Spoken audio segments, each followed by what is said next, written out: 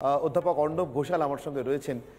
অধ্যাপক ঘোষাল, বনের বেদান্তর কথা উঠে বারবার স্বামীজি যাকে ঘরে নিয়ে আসতে বলেছিলেন গৃহীর প্রয়োজনে, আমার কেন যেন মনে হয় একজন অবতার পুরুষ তার স্ত্রী, তার ভাই, তার পিতৃসত্য পালন অর্থাৎ তার পিতা মাতা বনে গেলেন কিন্তু সাধু হলেন না, সন্ন্যাসী হলেন না। আমি সাধু সন্ন্যাসীদের কোনোভাবে অপমান করছি না, কিন্তু আমি বলছি আমাদের গৃহীদের জন্য, আমাদের সংসারী মানুষের জন্য, যারা অধিকাংশ আজও সমাজের, তাদের জন্য বনের বেদান্তকে, বেদান্তের চূড়ান্ত সত্যকে, হিমালয়ের তপস্যাকে পরিবারে নিয়ে এসে, রাজ্যে নিয়ে এসে প্রয়োগ করার শ্রী রামচন্দ্রের থেকে বড় উদাহরণ কি আর আমাদের দেশে একটিও আছে? একদমই তাই। আপনি আপনি যে প্রসঙ্গটা অবতারণ করলেন একদমই সঠিক। আমি এই প্রসঙ্গে একটি গল্প আমার মনে পড়ছে, মানে একটি কথা রামায়ণের। যখন রামচন্দ্র একদম বনবাসে বের হচ্ছেন, সেই অবস্থাতে লক্ষ্মণ তাকে বললেন যে আমি আপনার সঙ্গী হতে চাই বনবাসে। তো তখন রামচন্দ্র বললেন যে দেখো, তোমাকে তো আমি এভাবে নিয়ে যেতে পারি না, কারণ তুমি আমার বিমাতার সন্তান। কাজেই মাতা যতক্ষণ না তোমাকে অনুমতি দিচ্ছেন ততক্ষণ পর্যন্ত আমি তোমাকে নিয়ে যেতে পারি না। তো লক্ষ্মণ তো রামের খুবই অনুগত, সে তো যাবে বলে একবারে মানে কৃতসংকল্প হয়ে বসেছেন।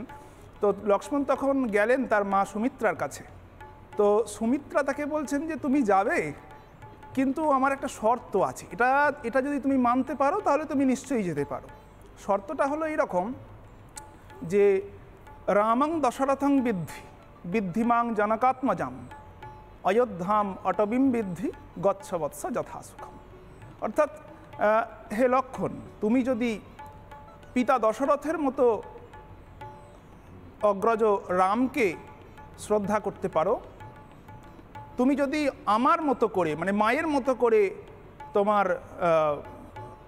যিনি বৌদি সীতা দেবীকে যদি তুমি সেইভাবে দেখতে পারো মাতৃদৃষ্টিতে, যদি তুমি অযোধ্যাম অটবিম বিদ্ধি, যদি তুমি জঙ্গলের সমস্ত গাছপালা পশু পাখি সকলকে তুমি যদি অযোধ্যার প্রজা ভাবতে পারো, কত বড় কথা, তাহলে গচ্ছ বৎস যথাসুখম।